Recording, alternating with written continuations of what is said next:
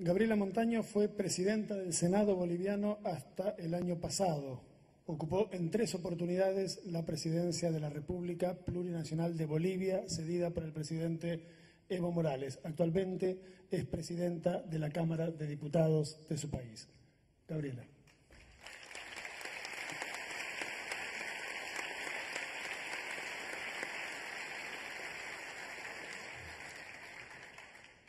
Muy buenas tardes ya a todos, a todas.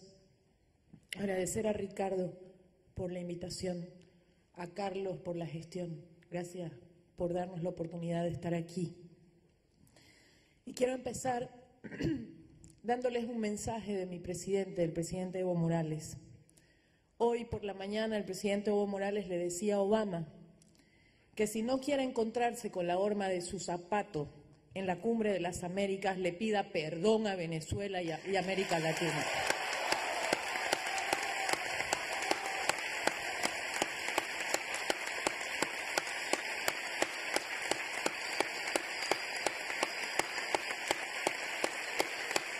Pero no solamente...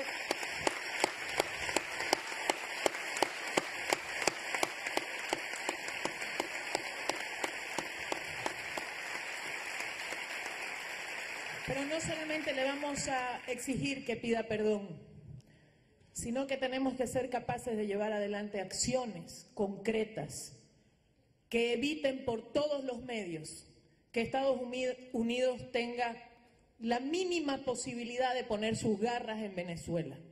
No se lo podemos permitir ni como pueblos ni como gobiernos de izquierda del continente. Todos y todas, creo, de alguna u otra manera nos hemos referido a este tema en cada una de nuestras intervenciones. Y es muy difícil porque nos come el sueño, nos come el ansia, lo que hoy está sucediendo con un pueblo hermano, que lo dijimos muchas veces y lo volvemos a repetir aquí.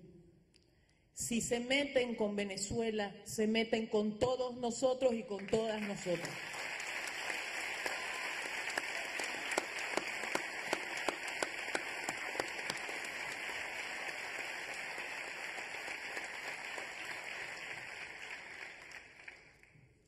Yo quisiera empezar mi exposición, aunque me siento una infiltrada en este foro, porque yo no soy mucho del área académica, soy más del área política, pero creo que algunas ideas desordenadas podré aportar. La tradición popular en Bolivia venía de la mano de los sectores obreros, mineros, si estamos hablando de esa tradición de izquierda. Y de repente, en el escenario empieza a ingresar una nueva izquierda, unos nuevos movimientos sociales que tenían una vanguardia fundamentalmente en los más relegados de la historia de Bolivia, el movimiento indígena campesino. Ese movimiento indígena campesino irrumpe en el escenario político boliviano y plantea algunas propuestas que para la mayoría de quienes proveníamos de la izquierda clásica no entendíamos muy bien. Se empezó a hablar de asamblea constituyente, se empezó a hablar de un término que entendíamos un poco mejor, que era nacionalización de los hidrocarburos. Y nosotros decíamos, asamblea constituyente, cambiar la Constitución. ¿Acaso cambiar la Constitución o cambiar las leyes es algo revolucionario? No era el problema de los medios de producción, no era... Y de repente decíamos, ¿por qué cambiar la Constitución? Y algunos compañeros desde los pueblos indígenas nos daban una respuesta muy simple. Y nos decían, porque cada vez que planteamos un derecho, nos dicen que no está en la Constitución. Porque cada vez que planteamos una necesidad nos dicen que no está en la ley. Entonces habrá que cambiar la Constitución. Y ahí fuimos dándole un sentido distinto a la Constitución, a las leyes. La Constitución en ese momento se convirtió en un verdadero nuevo pacto social, un nuevo pacto político. Y claro, ahí algunos izquierdistas con formación clásica como yo empezamos a entender por qué sí era revolucionario cambiar la Constitución. Y empezamos a encontrar caminos por donde el planteamiento de nacionalización de los hidrocarburos, el planteamiento de asamblea constituyente, iba fusionando a esas fuerzas políticas, a esas organizaciones sociales de la tradición popular de Bolivia de los años anteriores con estos nuevos movimientos sociales.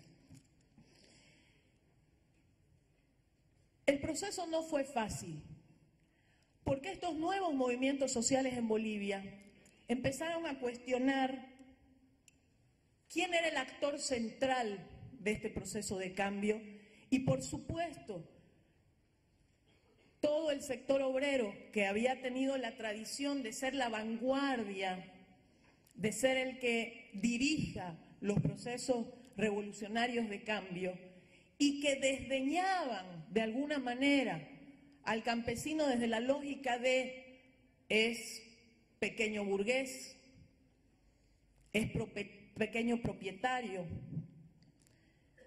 empiezan a encontrarse. Y habían también sospechas históricas que permitían que ese encuentro sea difícil. El pacto militar campesino, que fue un momento de la historia en Bolivia que se vio como un distanciamiento y una traición de esos sectores populares hacia el sector obrero. Y esos nuevos sectores campesinos indígenas plantean liderazgos como el liderazgo del presidente Evo Morales muy fuerte. Y esos nuevos sectores demuestran que tienen la capacidad de expandirse en el resto de la sociedad. Y que es posible, desde esos sectores que tradicionalmente no eran la vanguardia, vanguardizar un proceso que generó la confluencia de todas las fuerzas de izquierda en Bolivia. No creo hoy que ningún compañero o compañera de izquierda en Bolivia no se sienta convocado, seducido, necesitado de debatir con estos movimientos sociales, campesinos, indígenas, interculturales. Y yo creo que lo fundamental que generó esa inmensa alianza popular tiene que ver con las consignas. Las consignas no estaban centradas solamente en las necesidades particulares del sector campesino, sino que incluían las necesidades de todos y todas. ¿Para qué queremos nacionalizar? ¿Para qué queremos recuperar nuestros recursos naturales? Para volver a controlar el corazón económico en Bolivia. Para eso queremos nacionalizar, para que esos recursos les sirvan para todos y todas, para redistribuir. Y entonces el resto de la población ya no miraba a esa vanguardia campesina como algo ajeno, sino era su propio interés el que había sido cooptado, enamorado, conquistado. Pero también el tipo de liderazgo es muy importante para que se genere esa expansión en la sociedad. Un liderazgo que no se aleja de la gente, un liderazgo que no maneja ni controla el poder de la misma manera que lo hacían los del pasado, que entiende el poder de otra manera. Y entonces nos fuimos encontrando en la lucha y compartimos dos escenarios básicamente de lucha. El escenario electoral, que antes desdeñábamos, que no creíamos en él. No creíamos en llegar al poder a través del proceso electoral. Hoy estamos seguros de que es un arma que solo puede jugar a nuestro favor, porque ellos no van a ganar elecciones nunca más en nuestros países.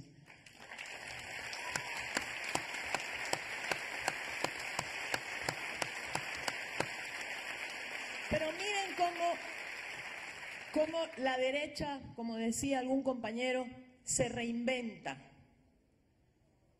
es creativa. Resulta que hoy gobiernos que ganan con más del 50% puede cuestionársele su raíz democrática. Cuando ellos no ganaban elecciones ni con el 20%. Ojo, y aquí un ojo muy grande.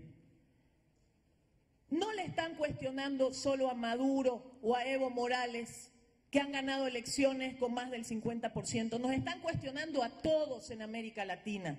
Nos están diciendo que es posible imponer las ideas, aunque no se gane elecciones. Se puede romper procesos democráticos e imponer gobiernos, aunque se haya perdido elecciones. Y eso es algo muy grave. Y ahí concuerdo con algún compañero que decía, el espacio de la democracia representativa sigue siendo un espacio de lucha importante para nosotros. Porque si alguien puede cuestionarle a un presidente o a una presidenta que ha ganado con más del 50%, realmente pareciera que estamos en una película de terror. Cuando ponen en juego, cuando la derecha es capaz de llevar tan al límite, ¿qué pone en juego? Está poniendo en juego la institucionalidad que supuestamente ellos defienden, tan institucionalistas, tan enamorados de las paredes, los edificios, tan poco convencidos de que la democracia no son paredes, edificios, butacas de congreso, testeras. La democracia para nosotros es calle también. Y eso es lo que nos protege. Eso es lo que nos genera certeza.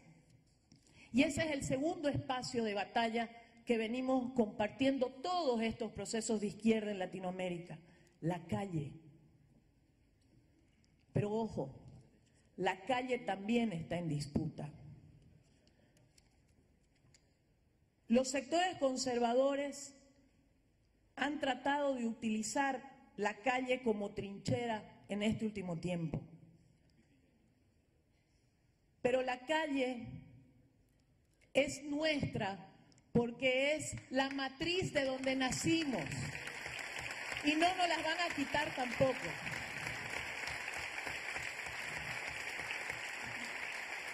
La calle es ese enorme útero donde cada uno de nosotros nacimos, donde nacieron nuestros gobiernos.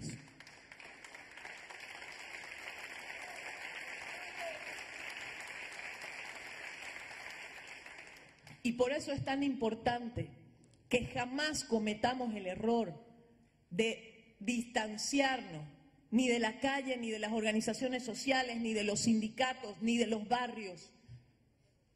Porque en ese momento estaremos abriendo la puerta para que la derecha efectivamente intente quitarnos la calle. Y no lo podemos hacer.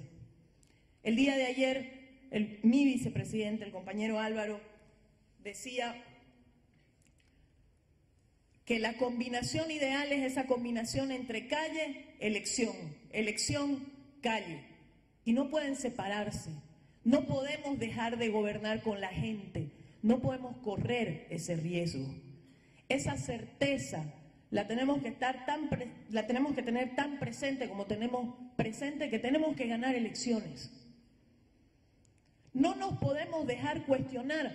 Hoy, compañeros, miren cómo son las cosas que a veces nos dejamos convencer por CNN, que resulta que si alguno de nuestros presidentes saca 48%, no había sido ya tan legítimo.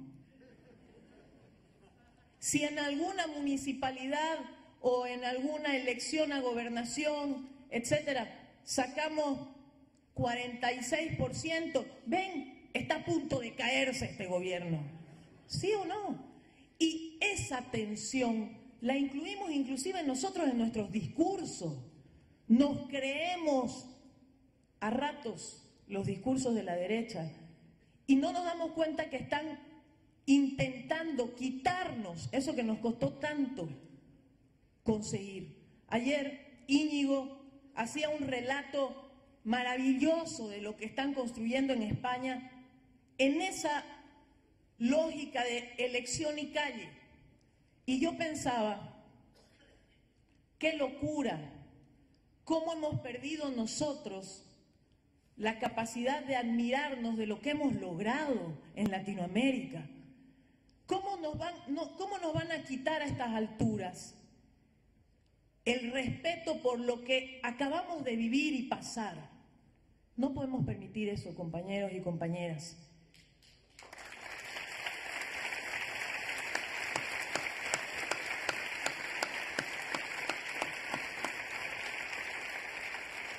Pero en Bolivia nos estamos dando cuenta que hoy hay nueva gente, hay nuevos actores políticos a quienes escuchar, con quienes sentarse a debatir.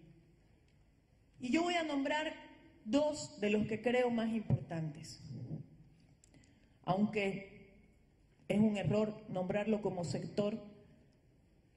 Estamos las mujeres. No somos sector, somos la mitad de todos los sectores.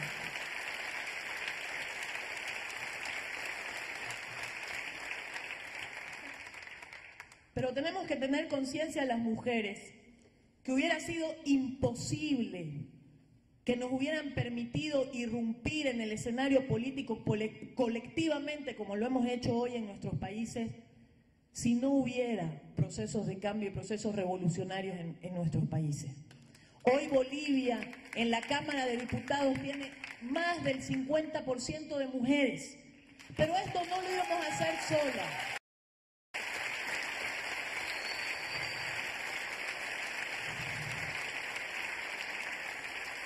Lo hemos logrado porque hemos generado esa gran alianza con esa vanguardia indígena, originaria, campesina.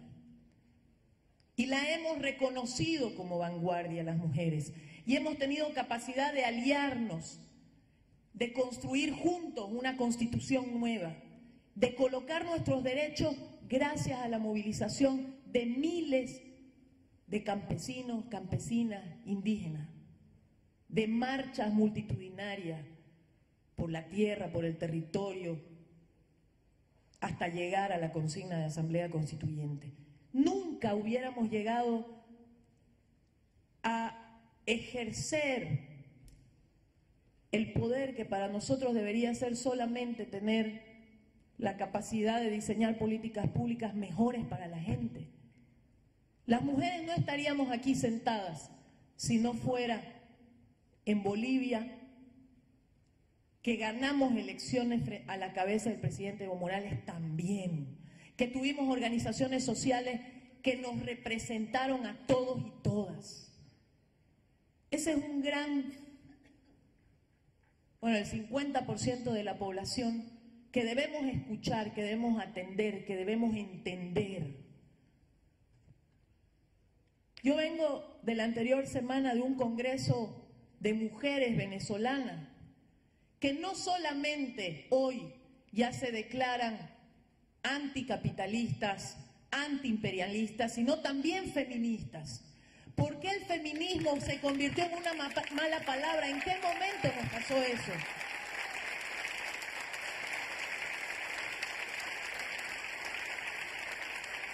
¿En qué momento permitimos que nos cambien el feminismo por género, por palabritas más light?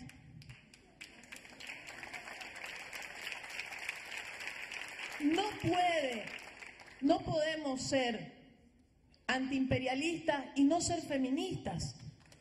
El origen de ambas cosas está en el mismo centro. Es una misma lucha.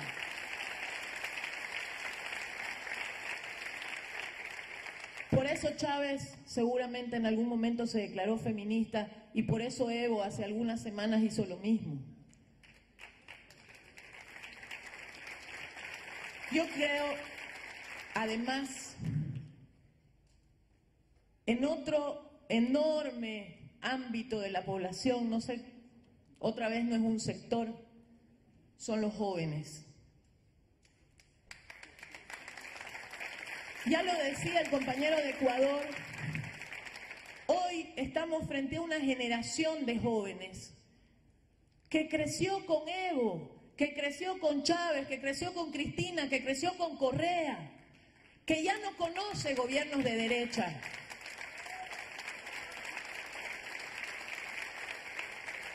Entonces, debemos preocuparnos, ocuparnos, los que nos decimos revolucionarios y de izquierda, de qué vamos a hacer juntos con esos jóvenes. Porque no podemos creer, y aquí tengo una autocrítica y crítica, no podemos creer que atender a los jóvenes, que generar acciones con los jóvenes, lo hacemos solamente porque son jóvenes, porque es un problema etario. No, no, no, no, no. Debemos tener claro que si la juventud le importa estos procesos, es porque nosotros no los vemos como elementos que van a ir a engrosar el mercado y el consumo. Nosotros los vemos como energía creativa, como quienes van a impulsar la posibilidad de encontrar nuevas salidas y nuevas respuestas a la producción sin la destrucción. Van a ser quienes van a generar, los necesitamos para generar respuestas creativas. Somos gobierno, ¿cómo no vamos a necesitar a los jóvenes para gobernar?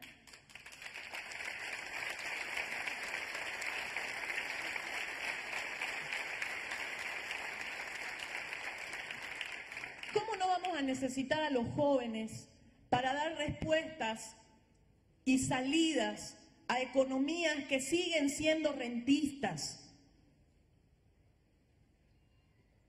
Son los jóvenes, son esas nuevas generaciones, las que tienen una cabeza construida, un espíritu construido en nuestras revoluciones, que tienen la capacidad y el amor por crear.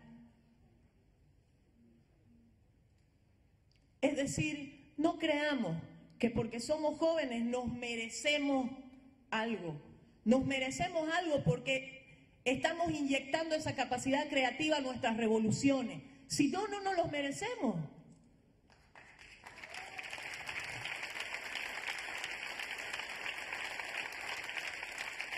Si no estamos inventando y creando para aportarle a Cristina, a Evo, a Maduro, a Correa, nuevas respuestas, entonces no nos merecemos.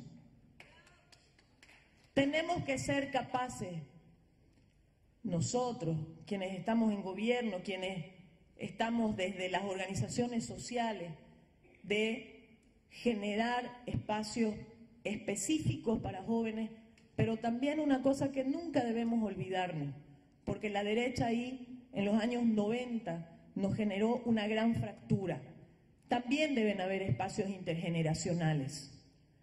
En los años 90, cuando a mí me decían que yo era parte de una generación X y Y, ya no sabían cómo llamarle porque nos decían fantasmitas, nos querían convencer de que estábamos vaciados de cualquier propuesta ideológica, de la discusión política, etcétera. Yo creo que una de las razones más importantes por las que se generó ese vaciamiento fue porque no hubo la capacidad de interconexión generacional entre quienes habían vivido los años 60, 70 en las calles, etcétera, y nosotros. Se desconectó. No debemos cometer ese error. Tenemos que tener la capacidad también, por lo tanto, de generar espacios intergeneracionales donde quienes vivimos, Agoni Sánchez de Lozada, bueno, no voy a decir vivimos, morimos o sufrimos, es más fácil decir, Agoni Sánchez de Lozada, Menem, etcétera, podamos transmitir que eso existió, que no fue un sueño o una película, existió, destruyó vidas, destruyó países, destruyó organizaciones, fragmentó nuestras organizaciones, nuestros partidos, destruyó la posibilidad de integrarnos en la izquierda. Y eso, ¿quién nos los puede contar si no es el que lo vivió, la que lo vivió? A veces creemos que ya no es necesario hablar de dictaduras militares porque ya no va a ser esa la forma.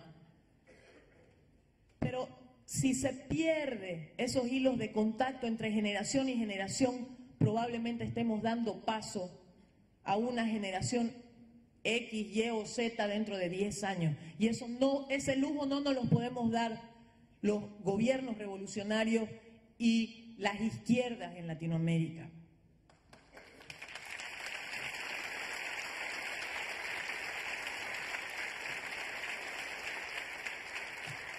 Me costó mucho intentar imaginarme cómo conectar una experiencia que siempre se ve, que es la experiencia boliviana o la experiencia ecuatoriana, como fundamentalmente de un proceso de mayorías indígenas, puede servirle a países, a gobiernos, a compañeros de izquierda en Latinoamérica que no tienen una mayoría indígena probablemente, a compañeros en Europa que no tienen una mayoría indígena. Y fruto de esa elaboración, creo que hay algunas cosas que quiero compartir con ustedes de las conclusiones que pueden sacar otros pueblos de Bolivia y que pueden ser útiles porque son certezas y la gente necesita certezas.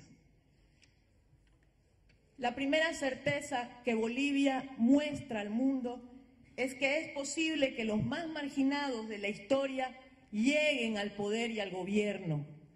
Pero no solamente es posible que lleguen al poder y al gobierno, como lo hizo Evo Morales, como lo hizo la vanguardia indígena campesina, sino es posible que los marginales del pasado gobiernen bien y puedan gobernar para todos y para todas.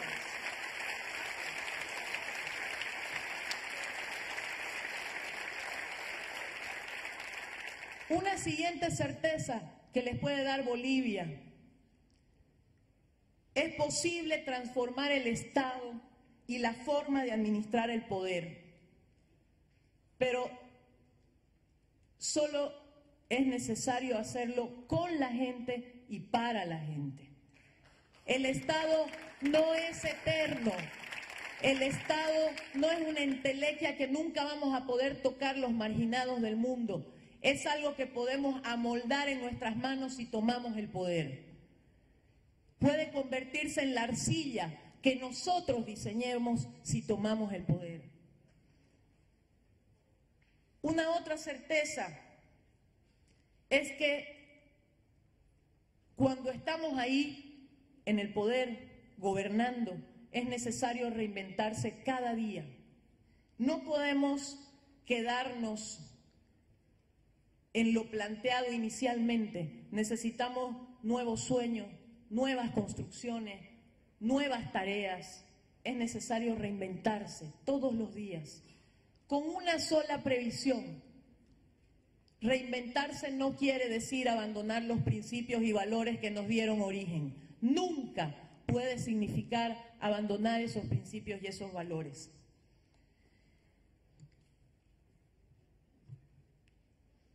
Esas certezas que Bolivia le da al mundo quizás le pueda servir a Podemos no como un calco en España. Tendrán que construir ellos su propio camino. Pero estas certezas demuestran que es posible, nada más. No importa cómo lo haga cada quien, pero nosotros podemos mostrarle al mundo que lo hicimos y que lo seguimos haciendo y que no vamos a parar hasta terminar estas tareas.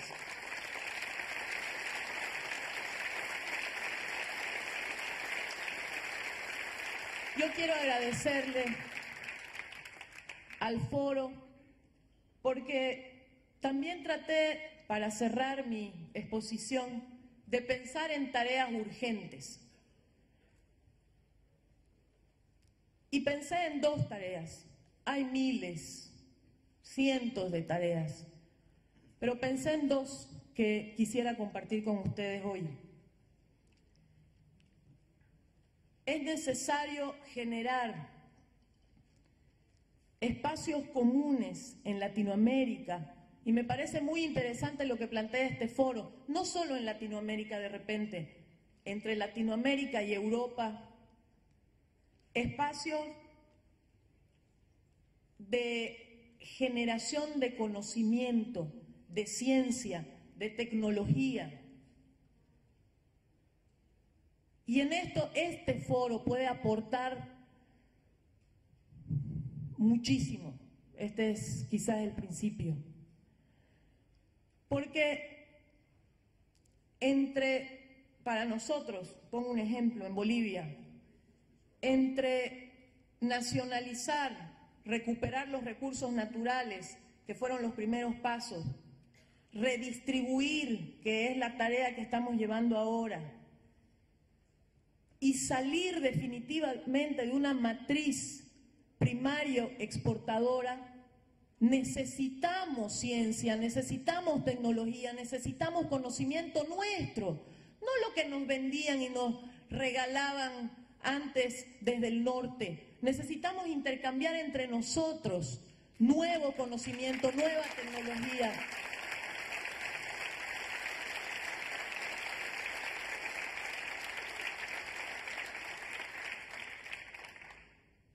Y una segunda tarea es que necesitamos un espacio común de los jóvenes de izquierda en el continente.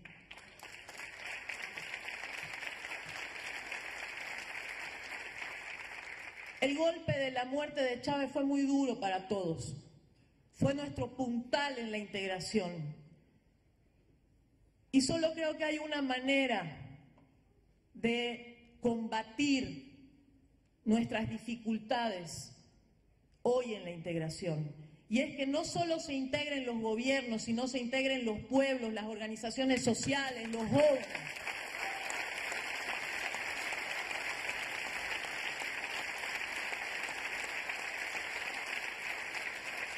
Y todos los espacios de integración de nuestros gobiernos tienen que ser espacios de integración que tome la gente, que amase la gente. Desde la gente, creo, vamos a revitalizar nuestra integración. Por eso ese espacio de jóvenes integrador, que les permita intercambiar ideas, debatir, ver sus problemas. No mirarse el ombligo, porque es uno de los problemas que tenemos todos a veces. Ese espacio de integración de jóvenes es una tarea urgentísima, creo yo. Probablemente ha sido un puñado de ideas desordenadas, pero las traigo con experiencia, con cariño a lo que estamos haciendo en Bolivia. Gracias.